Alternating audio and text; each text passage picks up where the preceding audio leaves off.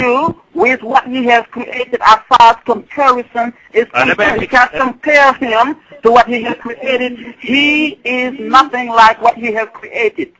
Therefore, all right, let me ask you something here, because we get to somewhere. Okay, if God, first of all, if God is pure existence, pure simplicity, meaning that he has no potentiality at all, no possibility to not exist or to be anything other than what he is, pure existence and simple. Now, if God had if there was any physicality to God, then he would be undergoing change. Why is that? You follow my point? No. If you say God is pure existence, a pure actuality, he has no potential of any kind. You see, I can prove what you're saying using your Bible, but that's not the topic today. Now, anything, it is not demonstrated, not scientifically or physically, that anything that exists will have to go through changes. No. And you cannot prove that anything that exists will have to go through changes. That's one thing. And now you and I, as beings that are not perfect at all, of course, a perfect being as God would not be seen to us as I look at you or look at myself or anybody else. Okay. Because he is perfect. That's why he is... Hold on, excuse me, please. Can I just finish? We got your point. No, you don't get it yet. You don't get it yet. We get it. You are saying, please, you are speaking for 5 minutes. I did not speak. I'm waiting. You don't get my point yet. Let me finish. Okay, no, we got your point. You're my turn. Go ahead, Christian. Okay, listen. He is saying that Allah, he has a physical body. He is saying Allah, he has a physical body, but his body is not like yours. I did not say body, sir.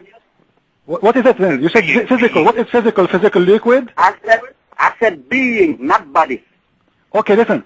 When you're a prophet, he said Allah will show his leg. You just said you have a leg. The dog has a leg. Is that mean you are a dog? You agreed that Allah he has a leg. That leg is physical or it is a liquid? I want you to open, please, this hadith with me and read. You're a prophet there is speaking. This is the book 93, Hadith al-Bukhari, verse number 5. Hadith number 532S. Read it.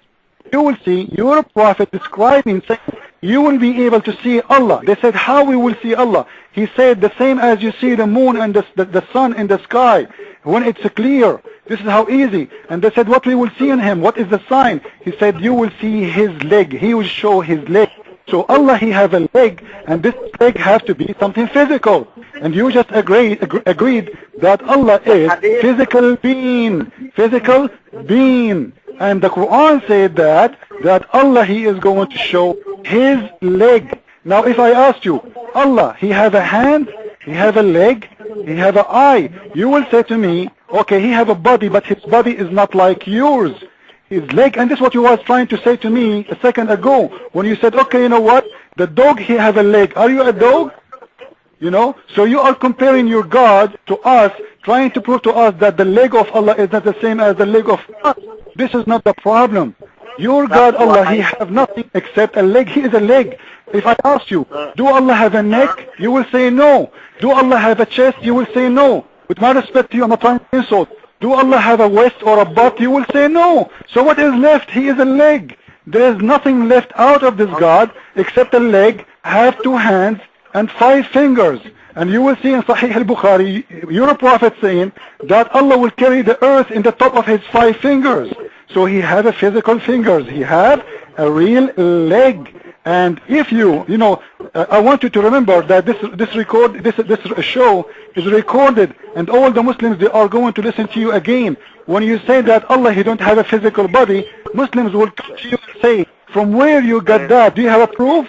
I am asking you right now for the proof. I am showing my proof, which is Sahih al-Bukhari, from your prophet, saying that your God, Allah, have a physical body for real, and it is a leg. We ask him, are we going to see God? He did not say you will see him, part of him. He said you will see Allah. How? He will show his leg. So Okay, what is I'm going to Allah? read the hadith for you, and I'm sorry. The hadith is saying, أنتم سترون ربكم يوم القيامة كما ترون القمر ليلة البدر. That's the hadith you were referring to. We know it very well. Now, God has a leg, God has hands, God has fingers. Listen, God, please. hold on, sir. You have to listen now if you want to learn. No, brother, listen. Yeah, just wait. Read the hadith after. Sorry, I mentioned by mistake this hadith. It is hadith number 532C, not S. C. I Please, know read the hadith you were referring. That's why you have Okay, to read that one, please. You don't get Okay, read it that yet. one, please. Listen to me. Okay. You have to listen. Okay. We believe that God, all these that He has mentioned in the Quran, or Prophet Muhammad, peace be upon him, has mentioned in the hadith, authentic hadith, those attributes are true, and we believe in them as they are, as it is mentioned by Allah and His Messenger. Now, I asked you yourself earlier to show you that I'm not comparing God with you.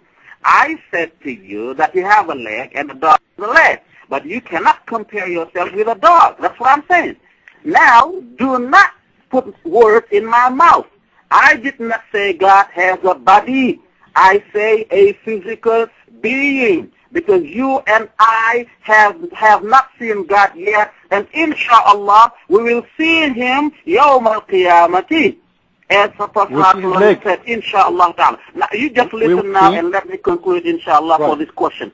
Now, for what you mentioned, it is true that those attributes are attributes of God, but if you are taking those references, why can't you take the other reference that's saying, Laysa كَمِثْلِهِ شَيْءٌ وَهُوَ السَّمِيعُ الْبَصِيرُ? I just told you. Hold on. You have to hold on now and listen. Allah, there is nothing like Him, as He is all hearing and all seeing. One moment. Let me jump in here. I got the point. Let me jump here and say, because I think that you're trying to have it both ways. Islam is trying to have it both ways. First of all, you state that God is absolutely simplicity. That's your words. That's your words, sir, not my words. Okay, but let me state this here. God is absolutely simple. God is simplicity. In other words, when I say that God is absolutely simple, or God is simplicity, I'm saying to you that simple means without parts. That's what I'm saying. Simple means without parts. But what has parts can come apart. So if you say that God has parts, then what has parts can come apart. Simple means indivisible. God is not capable of being divided. There are no seams in God. There is no place in which the fabric of His being can be torn or come undone. God's simplicity means that He is absolutely one. Not only does He have unity, but He is absolute unity. You see? So therefore, you cannot contribute parts to God. Now, great. And once again, for the people listening, and I'm sorry, dear brother, just for people listening, you said you used the word simple and simplicity, and whatever words you used, it did not come out of our mouth. We said that God I'm just making my case. Okay, I'm just using terminology so everybody who's listening to me can understand. I'm just Moderator, making a case to the fact that God is not capable of being divided, and God does not consist of parts. That God is pure existence, pure actuality. I'm saying to you, God has no potentiality. I'm saying to you that God is perfect. Now, if something is perfect, or one is perfect, and you said absolute, the word absolute means a lot.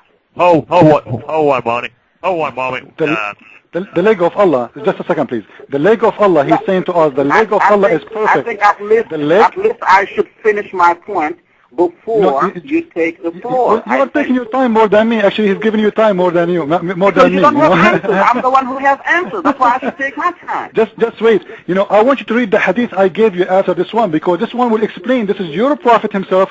I understand that you show respect to your prophet. So let us go and see what your prophet is saying. Whatever your prophet is saying, he is right. Or what you are saying to us, Allah, he has a leg, but his leg is not like yours. Allah is not like anyone. I'm not asking you if he like me or not. The leg is a leg. Why Allah he called it a leg? Simply because it's a leg, which means he walk.